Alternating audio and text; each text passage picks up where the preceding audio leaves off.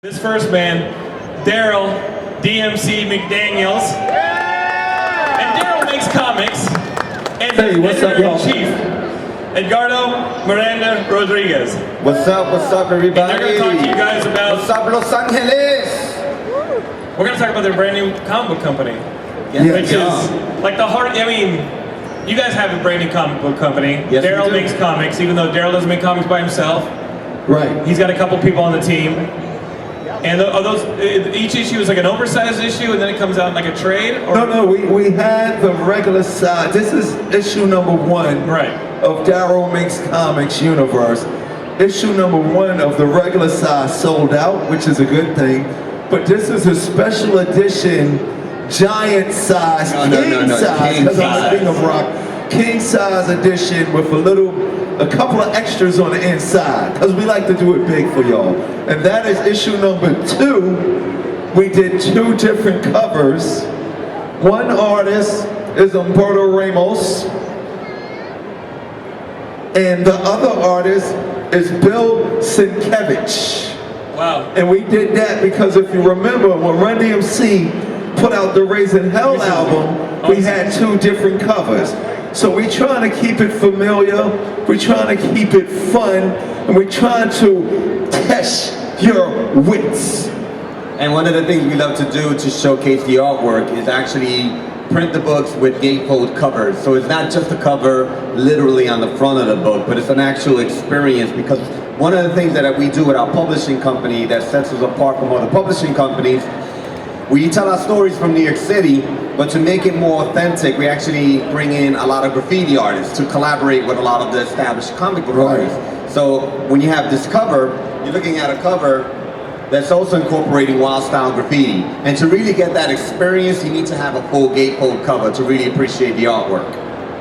Because our whole venture, when we thought about doing a comic book, one of the first things, the first priorities was, we have to do it with integrity.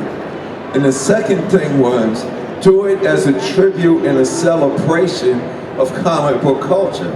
Because comic books, you know, for me, even though I was really successful in the music business, as rapping with Run and doing, you know, the Walk This Way record, and, you know, the first to go gold, first to go platinum, first on the cover of Rolling Stone, first with the big tours, first with the sneaker deals, everything that hip hop is doing, people say that's because of what Run-D.M.C and Jam Master Jay did. But my confidence, everything that gave me my presence, everything that gave me my delivery, everything that gave me my style came from the comic books. It was comic books before hip hop for me. And hip hop, when hip hop came along, the creativity, the look, the feel, the sound, the vibe, the style, the fashion of comic books enabled me to not just pretend I was a king, I really became the king of rock, and that was because of comic books. If you go back to 1985 and you listen to Run-D.M.C's King of Rock, throughout my career, Easter eggs has always been there. There's a part when Run says he knew he wanted to be the best DJ in the world. So there's a rhyme where he says, I'm DJ Run, I could scratch. I don't go, I'm D.M.C, I could rap. I say, I'm D.M.C, I could draw. If you listen to King of Rock, crash through walls, come through floors, bust through ceilings and knock down doors. What do superheroes do? Marvel Comics was a big inspiration to me because Marvel comic books had the superheroes in New York City. And if you look at my Marvel comic books, it was always the Amazing Spider-Man, the Incredible Hulk. It was always the adjective and then who they were.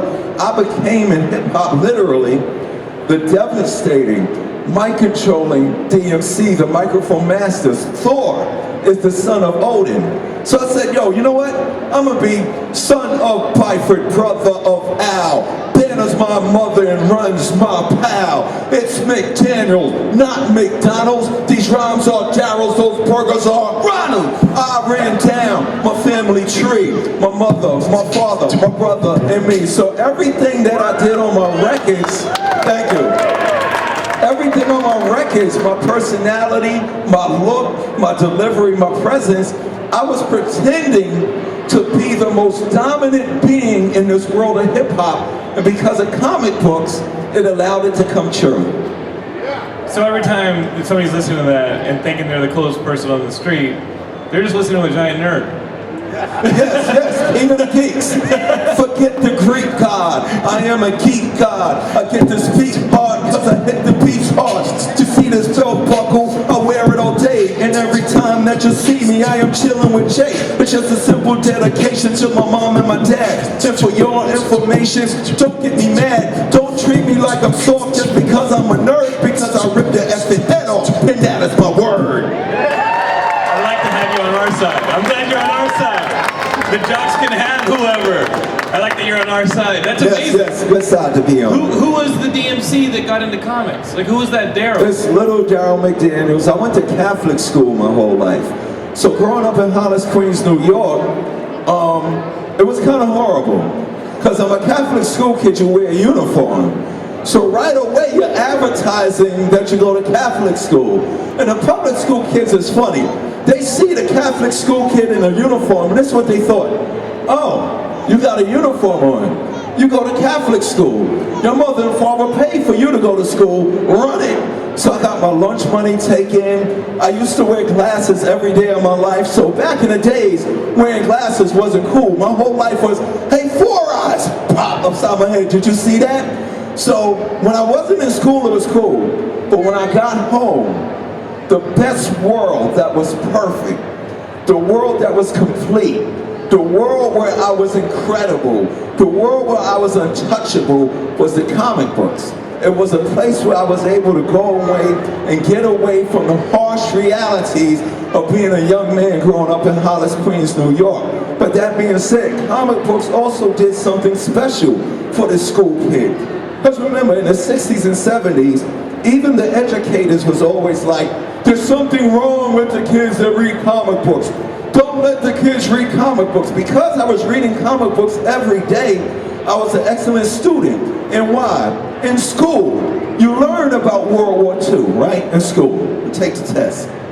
But when you read Captain America takes you there. You know, in school, you learn about science and the planets and the asteroids and the sun. But in comic books, the Silver Surfer takes you there. And if you think about the power of your imagination, imagination is real, y'all. And I'm a living, breathing entity that proves that. Everything that I was getting from the comic books in the so-called fake imaginary world, that inspiration, that education, I was educated from comic books, that motivation. You know, when you imagine something, you create the image. Imagination, image. Imagine, image in. So I literally became everything that I believe. Go check my resume. Listen to my music. Everything from, you know, Wycliffe said DMC is the only MC that can rhyme about Christmas time, chicken and collard greens, and St. John's University and make it gangsta. So everything that superheroes represent, comic books was given that to me as a kid. And those images, ideas, concepts, and thoughts really manifested in this world right here. So I'm no different from anybody that's here today. I was that little kid that loved comic books, that loved cartoons, that loved science fiction. And if you believe and see something in those stories and those characters that's there, the reason why you love those things is they're really a part of you in the first place. Right, man? Word. That was beautiful. So these now guys you're giving back. convinced So me. now, like, tell me the process of putting together a company. At one point where you're like, I'm going to put together a company. This is the team. Well, talk about some of the people you've recruited. We had a conversation that started without me, without other partner, Riggs Morales. And Riggs actually has a reputation in the music industry for working with the careers of Eminem, 50 Cent, and with Eminem's record label Shady Records. But Riggs also collaborated with me on some of the exhibitions I did with Marvel. I actually curated a few art exhibitions before working with DMC. And Riggs came up with the idea of having the three of us actually have a sit down. After we spoke, Darryl shared all of these stories about his youth. And one of the most fascinating stories is that his older brother kind of tricked him into selling his entire comic book collection so that they could get turntables and a mixer. But it's okay, because it turned out all right for him. Okay, yeah. And we talked about this idea of what would it be like to make an actual comic book, because Rich came up with the idea that the character has to be as iconographic as DMC is to us in real life. And those of us who grew up with this music, it was larger than life. You know, he's my partner and I still have surreal moments. I was there last night at Club Nokia on like stage left watching him perform, and I'm like, you guys there? This is the guy I work with. This is bananas. You know, I mean, what other publisher could get on a microphone and kill it the way the King of Rock did last night, for real, you know? And so we came up with this idea. I heard Grant Morrison actually does that. I'm kidding. So we came up with this idea of doing this, the publishing company, but one of the things we told D, if we're gonna do this, we have to work with 13-year-old Darryl McDaniels. Check your ego at the door, check your titles at the door, check your prestige at the door. And he came back to us and says, we'll build out this universe, but pimp me. He literally said, I'm gonna go out there and I'm gonna sell this universe to the rest of the world. They're gonna see me as DMC, King of Rock, Microphone Master, but I'm gonna introduce them to this comic book world that we're developing. And so here we are, we're developing this universe. We're in our third year doing our publishing company, 100% independent. No angel investors, no like firms behind us. It's 100% funded by Mr. DMC himself. A lot of work. But what that means is that we have fun. We have 100% control of our intellectual property. We have 100% control of where our narrative goes, who our characters are, and also who we work with. We have an incredibly diverse roster, and right now, you know, the comic industry is trending the whole concept of diversity in comics, but for us, growing up in New York City, diversity is natural. It's part of who we are. Our roster is naturally diverse, and our stories are naturally diverse, and so we literally go to Comic Con selling our comic books at our tables, booth 509, for real. Just like MCs would sell mixtapes out of their trunks. Because back in the day, record labels wouldn't give an MC a record deal. So we didn't decide to go to a publishing company to get a publishing deal. We decided to get in our trunk, literally in our Ford Escalade, right? And you know that, right out the back of the trunk, put our graphic novels on the table, and here we are.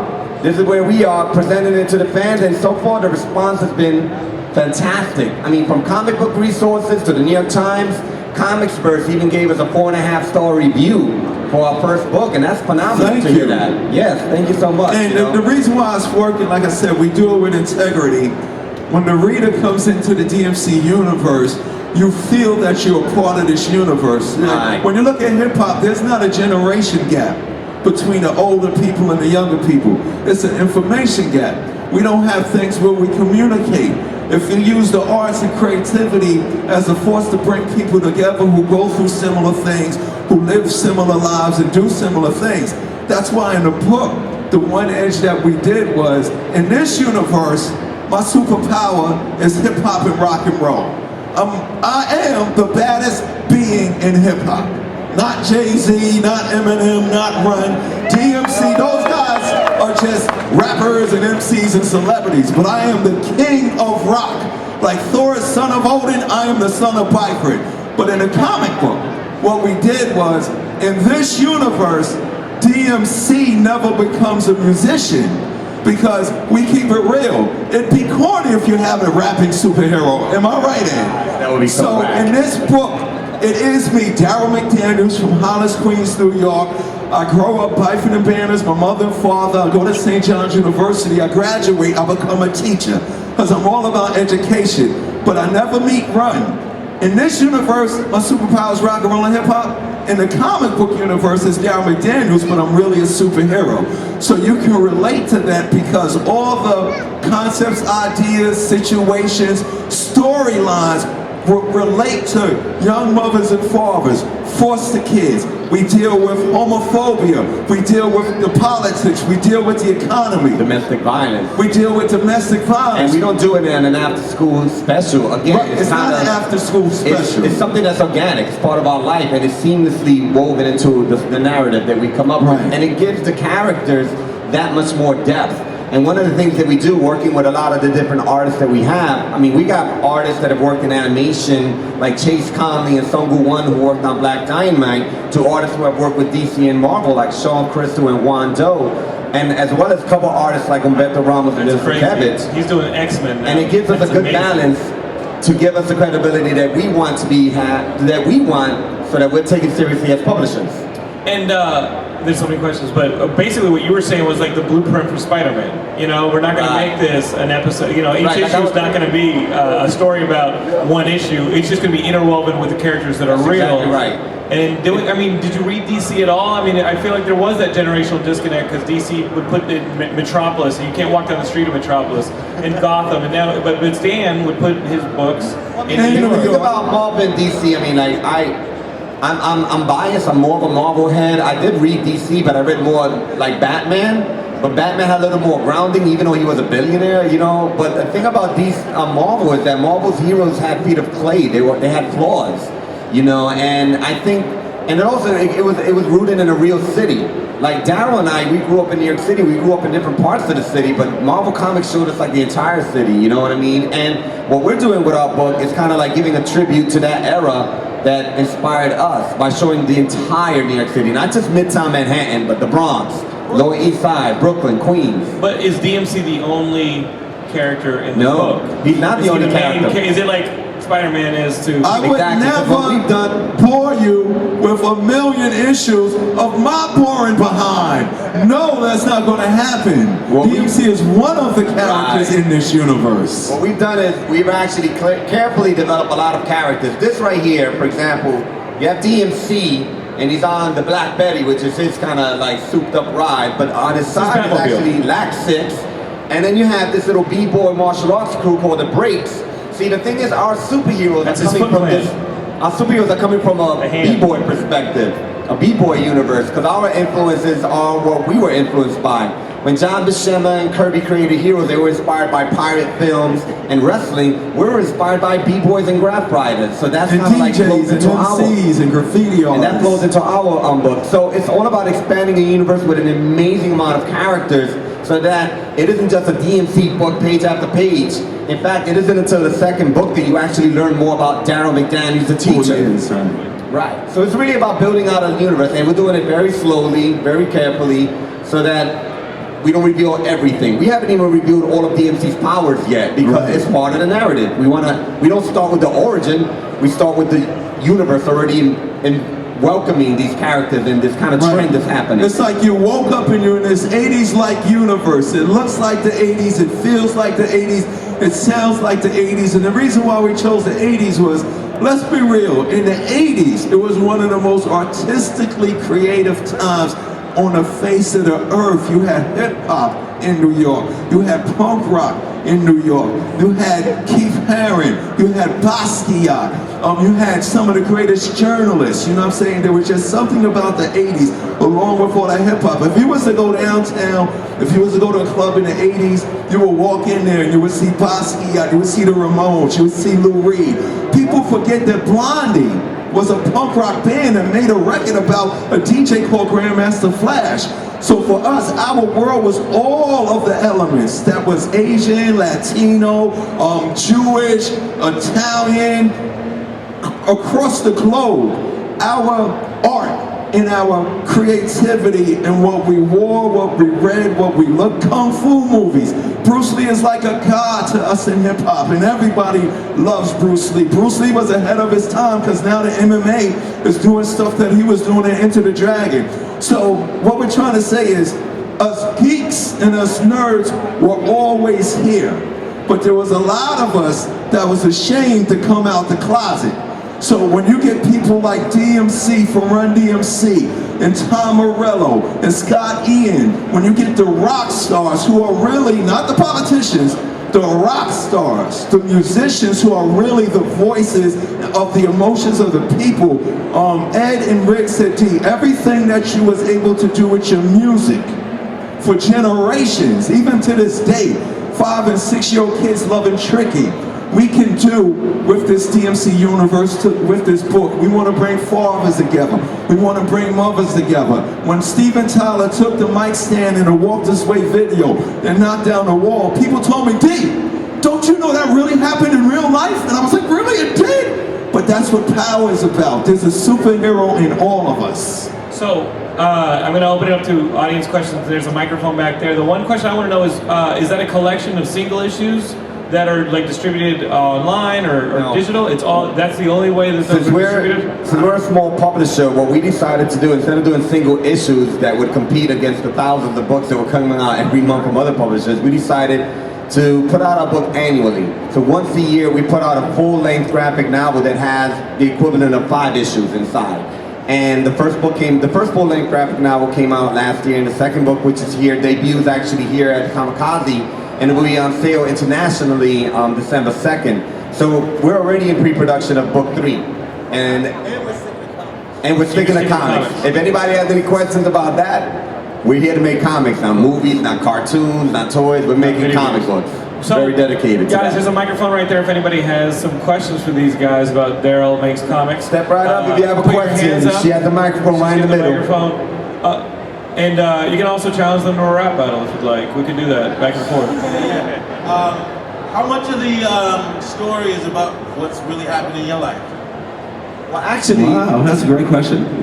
That's a very good question. DMC's life is actually the template for how we developed this universe. DMC grew up loving Bruce Lee and Kung Fu movies, so we developed characters that study Wing Chun. Wing Chun was the original martial arts style that Bruce Lee studied, that he learned from his sister before he developed Jeet Kune Do. And another thing we also did is at 35, DMC found out that he was adopted. He was a foster child. So we decided, instead of actually his character be the foster child, the poster child for foster children, we actually made one of our own characters, Lack 6, who's our breakout character for book 2. We made her a foster child. So a lot of his life, we don't take it as a literal adaptation, but more of a point of inspiration.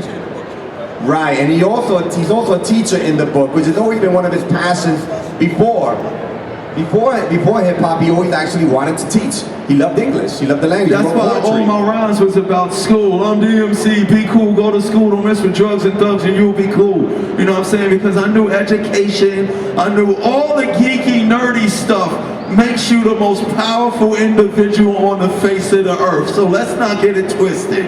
The geeks and nerds rule. Thank you, good question. Anyone else?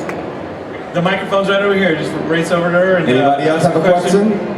She's got it. Somebody got a question right here. The little kid right here. Oh, this little kid? Right Yes. here. That's a The young man right This guy there. in the blue. Do you have one? Oh, this Right there, right there. You have a question? Can you rap for us? Can you Can I rap for us? you? All right. Check it out. Let me put. No, I'm gonna do it a cappella. Check it out. Superman and Batman was having a fight, giving me inspiration for a song I could write. Now when I came along as the son of the pipe, in this physical form is how I celebrate life. No, I don't need a preacher and I don't need a priest. Just give me Melon Mo D on a beat with a speech. I got a good reputation cause I rep for the streets, and for your information I am king of the geeks. Have you talked to Stan about the King of the Geeks title? Has he? But we gonna have to battle for that. Cause y'all see me battle Maine, right? Yeah. Y'all see me battle Maine, so you know. All right, I'll do some battles But now. is it Kirby the king? I mean, King Kirby. Kirby might be the king. You know, I might have to wait till I'm able to sit on that throne. Okay. But we on our way with this DMC universe. One work at a time. Yeah, we can't mess with respect due to King Kirby. You're right. just Yeah. making sure. No, let me stay in my lane. Let me stay in my lane. I don't want to be a new jack that's, Making sure. getting out of his You said lane. that some of the other rappers are in the book, or in the universe of the book. No, actually, no. This is not Has like anybody this. contacted you and been like, I want to be a villain? Oh no. We're not doing Cameos. cameo. Right. In the book, DMC's a teacher. Right. So he's not gonna be doing rapping. He don't know no rappers. But the kids in his classroom, they're the ones that's playing the heavy metal. They're the ones that's playing the hip hop. They're the ones that's playing the instruments. DMC is viewing the hip hop from the outside, and the hip hop is creating the powerful universes within the DMC universe, and Yeah, it's but catching him by surprise. You can have like Eminem as like a janitor or something. They don't have to be rappers. But that being said, there is cameos of iconic pop figures all throughout our universe. Okay. Those are all Easter eggs, but you'll have to pick up the books to see them. How much does a book like that? We're selling the graphic novels for $20 at our booth, and every purchase you get a photograph with DMC. We're also selling the king size edition, which is exclusive to Comic Bonds as well. And this is actually a $40 oversized, the king size edition. And that's the same as the first graphic novel. They're all okay. Yeah, actually no. This actually has a bonus chapter that wasn't available in the first trade paperback. Wow. So this actually has a bonus chapter in the book. Okay. Well, what's the booth? Booth 509. Booth 509. That's in the West Hall. Yes, it is. Okay. That's past the food court, and we're actually on our way over there after our panel. We got one last question over here, Yeah. and then we wrap it up. Is there any possibility Run might make an appearance in the book? No, Run is not going to make appearance in the book because in this universe, in that world, DMC never meets Run. DMC is not a rapper, but here's something cool for all of y'all. Jam Master Jay is in the book. Jam Master Jay is in the book, but not just because he passed away. If you're a real hip-hop head, if you're a real hip-hop fan, if you really know about the universe, the mysterious supernatural universe you live in, you have to think why Jay is really in the book. What is the significance of Jay's presence? That's something that will probably tickle your brain's fancy for the next 100 years, because the DMC universe is going to be here just like Spider-Man, Hulk, Superman, Mickey Mouse, and Bugs Bunny. Thank you so much, Thank you so much, man. Booth 509.